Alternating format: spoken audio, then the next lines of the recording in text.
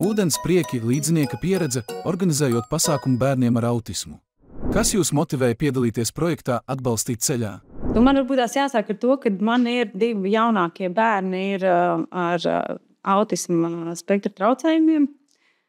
Un viņi visu laiku kopā ar, ne visu laiku, bet ļoti bieži ir bijuši ar mums kopā laivā, kopā izbaudījuši šos ūdens priekus.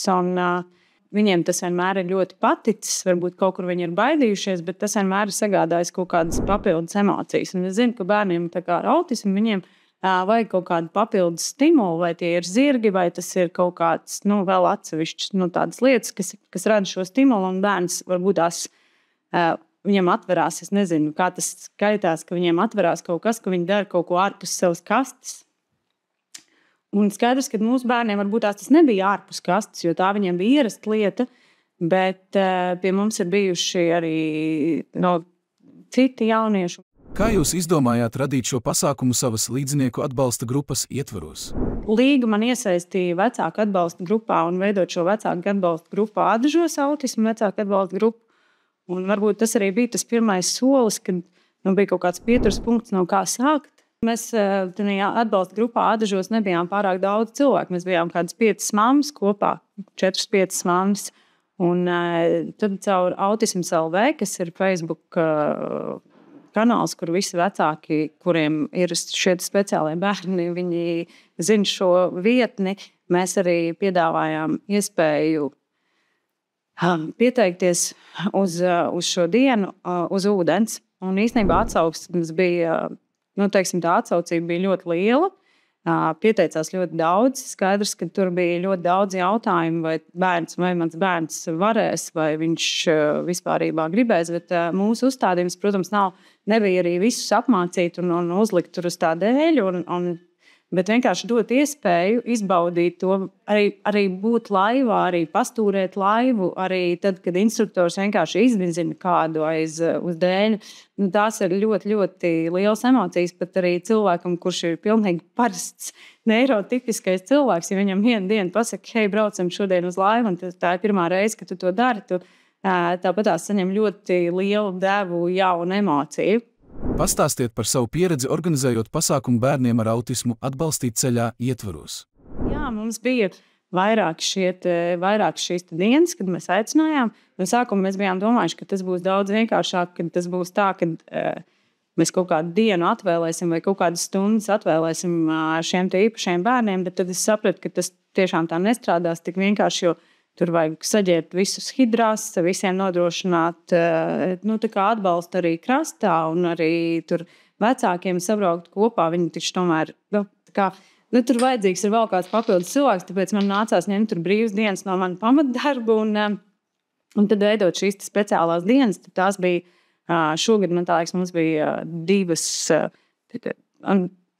dienas bērniem ar autismu, kuras mēs arī kuras notikās pilnā apmērā. Es gaidīju, ka bērniem tas varbūt viss, ko viņiem piedāvā jaunu, citreiz varbūt tās ir tāda mazliet negatīva. Tic sevišķi mūsu bērniem, kad tu nezināms ir kaut kas tāds aizdomīgs. Ja?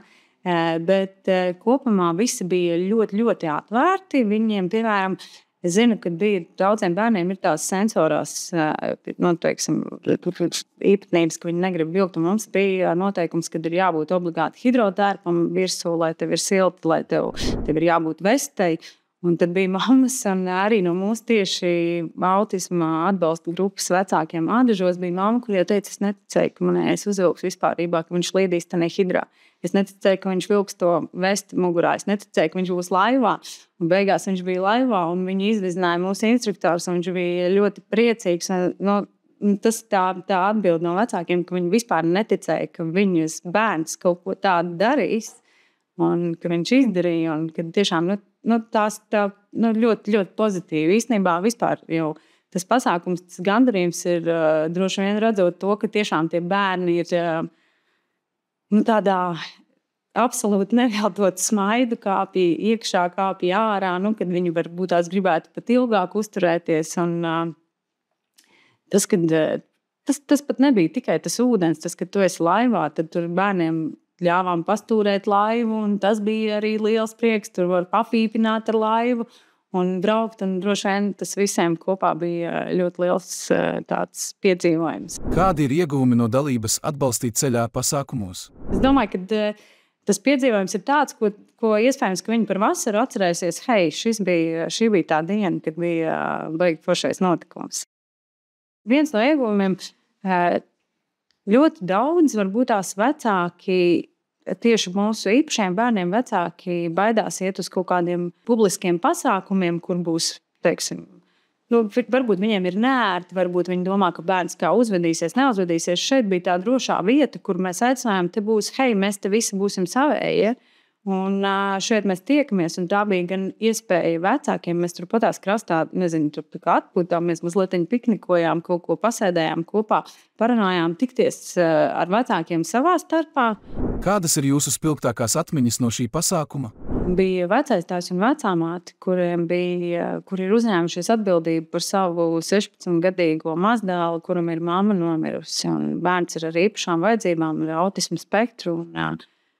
Viņi brauca, ja es nemaldos, nebija tā, mūsu tas pasākums notika mazajā Baltzerā, un tas nebija pavisam tuvu visiem, bet cilvēki brauca tur no Valmieras, no Baldonas, no visu kaut kurienes, un man liekas, ka šie te vecvecāki savā, tomēr, cienījamā vecumā piesakās uz kaut ko, kas varbūt tās liekas ekstrēmi, bet viņi, mēs te kopā atbrauksim, ka viņi dod iespēju tam mazdēlam darīt visu, kur viņi, ko vien var. Un man bija ļoti, ļoti liels prieks, un vecotēvu sauc Sašu, un ļoti, ļoti forša ģimene, un tas man bija ļoti, ļoti liels tāds tā kā saviņojums par viņiem. Viņi bija gatavi, paši kāpa laivā, tur tika ar visu galā. Varbūt tiešām ne visi tiešām uzkāpa tur uz dēļ un ne visi to pamēģināja, bet viņiem tā iespēja būt arī kopā un izvizināties kaut vai tā, tā pat vizināšanās, bija ļoti jauki.